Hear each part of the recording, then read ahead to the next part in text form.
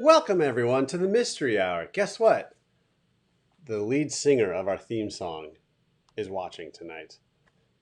Philip Dickey created the original theme song with Someone Still Loves You, Boris Yeltsin, and then reimagined it this year with his band Dragon in 3.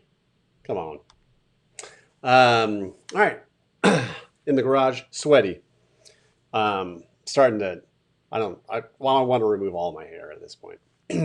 But here I am. Okay, we have a great show for you guys, and a great somber show. I think somber is the right word for it, as we're going to be talking about race in Springfield historically. A lot of people know maybe vaguely about the 1906 lynchings, but also what life was like before that and after that.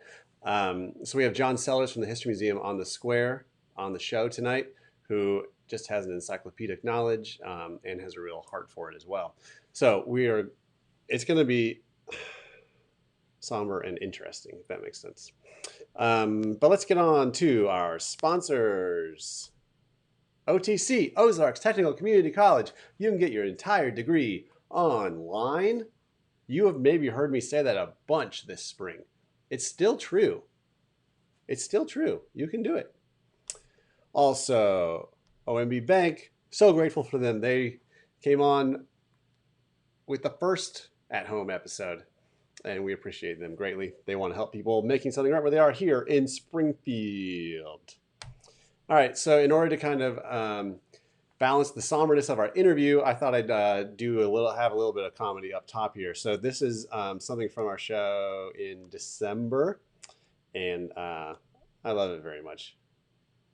I'm not going to explain any more than that. There you go. Enjoy this. Taekwon Ope. A new martial arts studio here in town is offering a unique form of martial arts to the heartland. For the story tonight, we go to America's Midwest foreign correspondent, Jeff Houghton. Korea's have Taekwondo. Brazil has Jiu-Jitsu. Israel has Krav Maga. And now the Midwest has their own martial art. They call it Taekwon Ope. Here at Dunham's Martial Arts, they train in kicking, punching, and self-defense. Infused with some good old-fashioned Midwest nice. Sorry. We train our students so they don't have to use it. But if they do need to defend themselves, we want them to apologize while they do it. My bad, how's your mom? My bad, how's your mom? They cover everything from the basics to the advanced. Excuse me, let me scooch by you. Excuse me, let me scooch by you. Excuse me, let me scooch by you, let me scooch by you. I really enjoy that it gives me the opportunity to defend myself when need be, but the wisdom to know when not to use it. Receive the gift, mail the thank you. Into tornado warning. Many students say that more than self-defense, the classes help them grow in competence for their everyday life as well. There's this guy at work that bullies me, and yesterday he was talking about my mom again, and I had the courage to not offer him a second helping of casserole. And he likes casserole. Others definitely feel empowered and strong and capable. I definitely feel empowered and strong and capable. Excuse me, ma'am, can we get the check? Whenever you're ready, no rush. Excuse me, ma'am, can I have a check? Whenever you're ready, no rush. For 41-year-old Stacy Williams, it's all about reaching her dreams. This is a big day for Stacy. A little over a year ago, she couldn't even break a beef tenderloin, let alone a pork.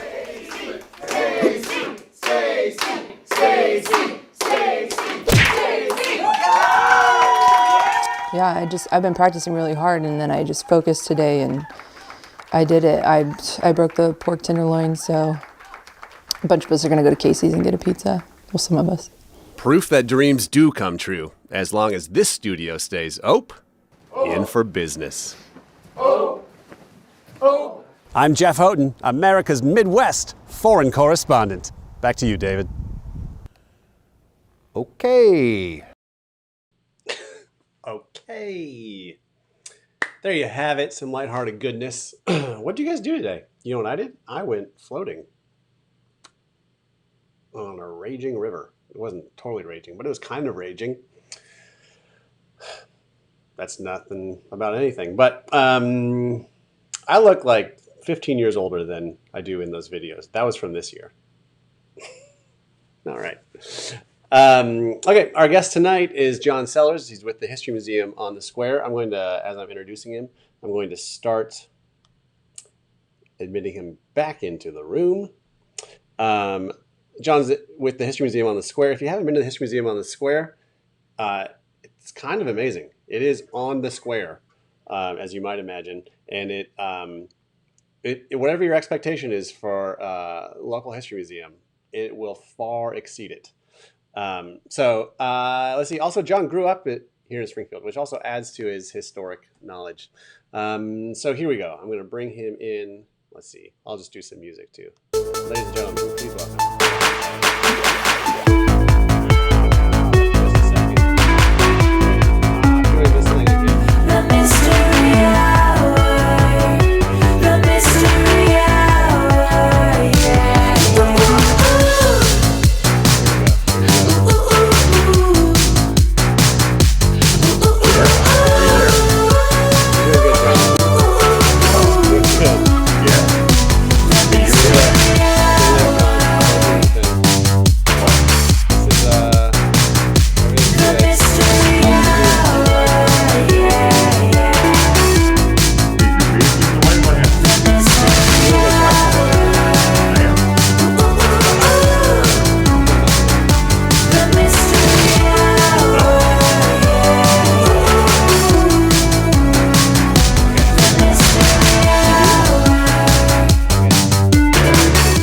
Jeff, is that you? Hey, John. Hi, Jeff.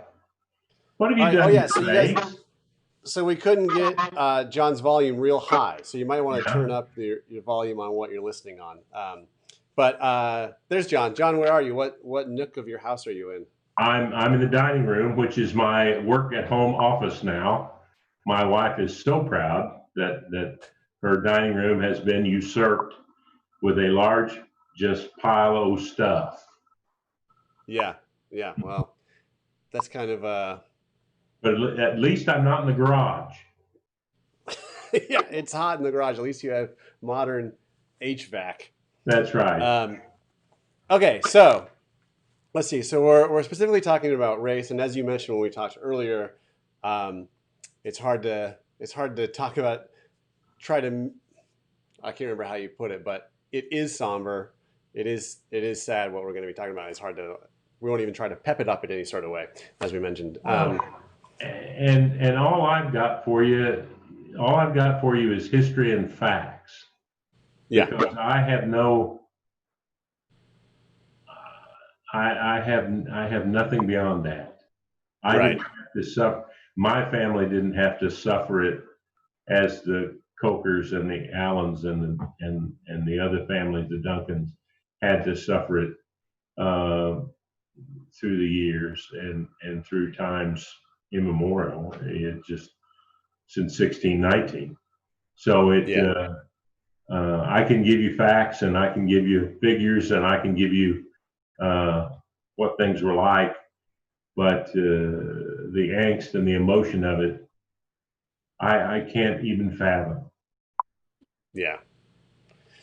So let's start with so lynchings happened in 1906, but I kind of want to build up to that by talking about first. I mean, in terms of the Civil War, Missouri was very unique in that it was and you can explain this better to me, but it was a slave state but fought for the Union. Is that right?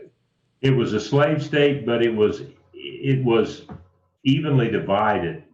There was such an even balance of slaveholders, secessionists, and abolitionists, Union people. That was why Springfield was under martial law for a significant amount of the Civil War, was because neighbor versus neighbor was absolutely accurate. It was every man had his loyalty to one side or the other, and it was fairly even balance of the two, which made it tough for people who came here. A lot of people who had been Union sympathizers came to places like Springfield from the South just for safety. And a lot of people that were Southern sympathizers, secessionists, left Springfield at the same time to go south where their leanings were more readily accepted. So there was a big flux and change in the population during the Civil War. And then a lot of those Southern sympathizers came back after the Civil War. And that caused the city of Springfield to balloon as far as its population. It doubled in size between 1865 and 1870. Wow, that's I didn't know that. And that's because you think the war was. I mean, that's when the war was done, and people are looking to move elsewhere. People that had come here for safety during the war decided to stay. It was a place of great opportunity. The railroad had already committed that they were coming here, and it was expected that they would be here right after the Civil War. It took 5 years for them to make it, but they still did make it ultimately in 1870. So it was going to be on a railroad line, and there was a lot of very creative, very charismatic people. People like Jonathan Phelps, who later became the governor of the state of Missouri. Sempronius Boyd, Pony Boyd, who was the first one to call Springfield the Queen City of the Ozarks. Yeah, people like that that were just kind of born leaders that were here, and then the African American population that was here and they were freed after slavery was repealed. Really pitched in and became a lot of them very well to do after the war. One of the most noted was Lewis Tutt, who was Davis Tutt's half brother. Davis Tutt, the man that Wild Bill Hickok killed on the square. His half brother was quite successful. Owned property, had a grocery store. The Hardard brothers had the biggest grocery store in Springfield at the turn of the 20th century. So there was a lot of people like that. Duck Majors, who had a bicycle shop across from the Colonial Hotel, who built the first automobile in Springfield. And just very creative, very successful, just wonderful people and citizens of the community. Yeah, I think it's not that it's as far as like Civil War, slavery is abolished, and then it feels like I was surprised at that time. You said that there was an African American on the school board.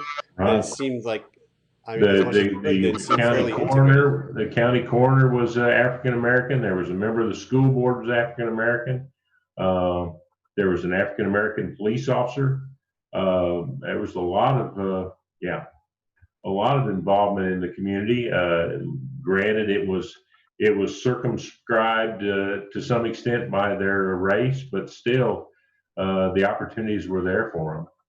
Yeah, and so it sounds like there's this almost a trajectory where it's going that we would recognize that it's on a good path, and then the events of the 1906 lynchings happen, and it changes things forever. So take me through what happened, because I think people have this vague sense of it, but don't necessarily know much about it. The 1906 lynching was the culmination of a period of unrest that really began around 1900. Pierce City was another city on the railroad just to the west of here, and there were problems there, as with most of these accusations of guilt, a slight against a white woman, and ultimately the entire population, the black population of Pierce City, was burned out, and all of those people left Pierce City. Was it burned out like their houses were burned? Yeah, their whole neighborhood was just burned out, and most of those people either left and went on west down the railroad line to another city, or came to Springfield for safety. And then a few years later, same kind of events happened in Joplin to the same outcome. And those people, a lot of them came to Springfield as well, because Springfield was felt to be bigger, more progressive. I mean, by 1906, there was 25,000 people in the city of Springfield. And so when the lynching happened in Springfield, the place that they felt most comfortable in, where the most opportunities had presented themselves over time, it was a cataclysmic event. And to add to that, just the mere fact that the young men that were lynched, that were killed, were absolutely innocent. They had been vouched for by their boss, who was white, who they worked for at Pickwick Delivery and a trucking company, not a trucking company, but a transit company. And they had worked all night loading stage sets at the Baldwin Theater, and couldn't possibly have been involved in what they were alleged to have been involved in, which was never absolutely proved to have happened at all. So it was, again, a white woman accused one of them. Who had left her family and come to Springfield, and was involved with a traveling salesman here in Springfield. And the two of them said that they were accosted and robbed by two black men. And, you know, for what reason, I don't know. And then when they were vouched for by their boss, they were released. And the next day, the traveling salesman swore out a complaint that they had stolen his watch. And so they were rearrested and put in the county jail. And it was the county jail over on North Robertson Street, just north of Central, where they were ultimately taken from and lynched. So I don't even know how that night begins. Like there was a mob that formed that there was a mob that formed in and around what they called the city lot, which was over about where the Moxie Theater is now on Campbell Street. And that mob went north from there up Boonville Street and across to the jail. They actually couldn't get in the front of the jail, but the sheriff's home was attached to the back of the jail, and they broke into his home and went through that way and gained access to the jail, and beat the doors open with blacksmith tools, and took the two young men and just pretty much drugged them all the way back from Robertson Street to the square.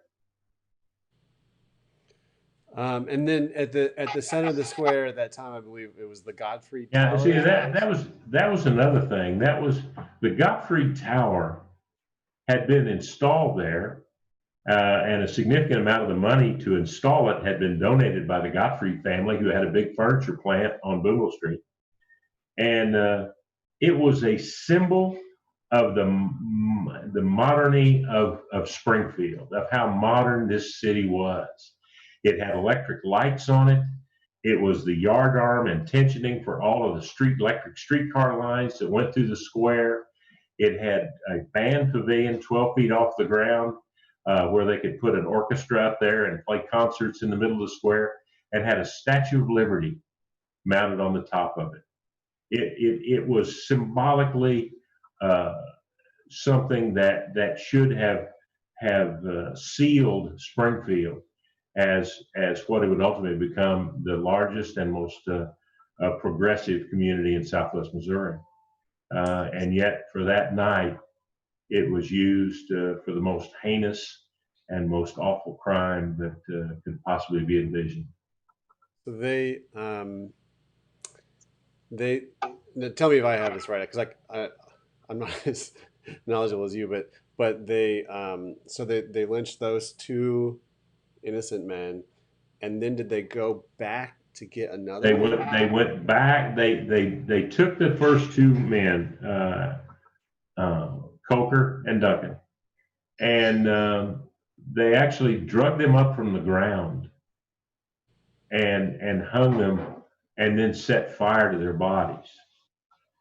And then they went back to the jail and broke out Will Allen. Will Allen was held on a separate charge never proved that he was involved in that either.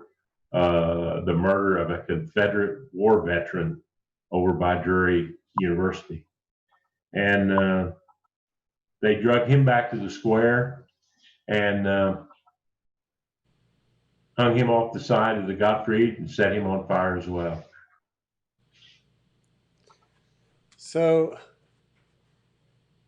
there's the incident, and then what happens afterwards, I guess, in terms of, I guess we can start with the African-American population in Springfield just dropped, right?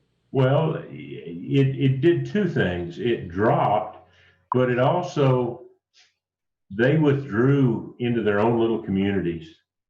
Their isolation became almost complete, and I can't even speak to that. I can't tell you anything about what that was like, but their isolation was complete, and then a lot of them left here and went to Kansas City, St. Louis, other places,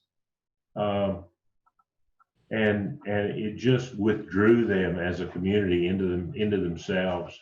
They didn't interact a lot, and it was a sad and terrible time. And then I think also telling of how sad it is I'm not sure there was justice in terms of trials and stuff. There was a grand jury. I think it was 23 or so people were indicted. There was one trial. That one trial ended up in a hung jury and was never retried. And ultimately, all the other charges just ran out of time. There was never any other court hearings of any kind. And then, along with that, because it was such a heinous, obviously terrible crime, it was beginning to get some traction in the national media, what national media there was at that time. And then the very next day on Sunday, the San Francisco earthquake occurred and just wiped it off the map. Just everything became the terrible cataclysm of the earthquake in San Francisco. Yeah. And was that Easter weekend? Pardon me? Was that Easter weekend? Easter weekend, yeah. April 14th, 15th, 1906. Okay, so then broadening out from there, it's so interesting because you grew up here, and I grew up in Iowa, but it's interesting to me in such a sad way. You know, this place here that had slavery, had this incident, then has segregation. I don't know much about segregation in Springfield though. Like I don't see remnants of it. I mean, there were all kinds of things. Of course, the schools were segregated. Movie theaters, the only place where a black person could go to the movies was in the second balcony of the Landers, and that was only during certain days of the week. A good dear friend of mine, Homer Lloyd, told me the story. Homer's now passed, but he told me the story of coming back from fighting in the Korean War, and he wanted to go to the movies, but it wasn't a day where he could attend a movie in Springfield. Yeah. And how terrible that made him feel. And yeah. then soon after that, he found a good job and left here and went to Minnesota. Yeah. So, now the other side of that, though, is you think that there would have been a problem when they integrated the schools here, but when Dr. Graff, when the Brown versus the Board of Education ruling came down, Willard J. Graff, superintendent of schools, said when the schools open in the fall, they'll be integrated, and they were, and it was without any kind of a problem at all. All the schools just became integrated schools. The Lincoln School that had been the all black school became Eastwood Junior High, and people just moved on. Now, tell me if I'm right on this. Then, in terms of that segregated, more isolated African American community historically, there was kind of an area of town which was like Lincoln School, Washington Avenue Baptist Church. There's a quadrant of churches Yep. right there, right? That was the Bottoms in Midtown. And then you had the East End, which was along McDaniel Street from Dollison all the way across to National. And then you had Westport, which was out on the west end of town. Had three main areas. And there was there's still one building. I'm kind of giving hints that I'm obsessed with local history, but there's still one building remaining, I can't remember the name of it, but of a motel or cottage that was for that was on the green book. That was one of the cottages for Graham's Barbecue. The Graham family had a barbecue place on Sherman Street, on Washington Street, there at Chestnut Expressway. And they built 6 cabins behind their restaurant because there was no place for African Americans to stay in Springfield. And then the other place was just around the corner was Alberta's. And that's probably one you're thinking about. Alberta's is long gone now. It's been torn down. But those 2 places were the only 2 places that they could stay. We've got some pictures in the museum of Louis Armstrong. He had come into town to play at the Shrine Mosque, and there was no place for him to stay in Springfield. And so he stayed in his dressing room at the Shrine Mosque. And there was no hotel room for him in the city. And then there's some wonderful pictures from Alberta's of the Harlem Globetrotters back in the day. They stayed there at Alberta's when they were passing through town doing an exhibition basketball game. Okay, so let me, I got a viewer question here from Alexander Benjamin Johnson, who says, when schools were integrated, were there large teacher firings in an effort to consolidate classrooms, and were Black educators able to keep their jobs? Great question. Many of them were. Sadly, a lot of them didn't get to continue to do what they were very good at. They moved into other places.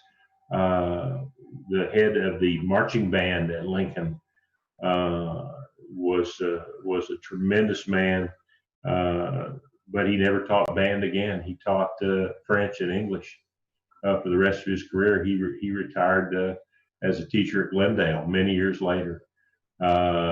Daisy Jenkins, who had been the librarian there at Lincoln, she was an English teacher. There were just a bunch of them that moved to other schools, taught at Hillcrest, taught at Parkview, taught throughout the school system. Yeah. Okay. So we talked about this last night with Justin Pippins.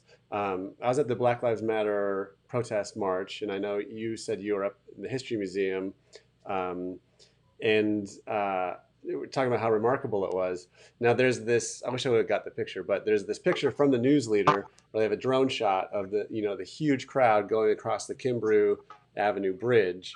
And and I know from being nerdy about local history that one, I mean, that's the Martin Luther King Jr. Bridge, but it also goes over what was the Bottoms, that area, right?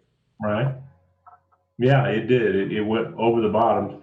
There were several geographic and railroad built barriers to traffic through downtown and north of Commercial Street that were addressed in the 1920s and 30s to try to improve traffic and improve flow through the city. And the Benton Street Viaduct, later called the Martin Luther King Bridge, is one of those.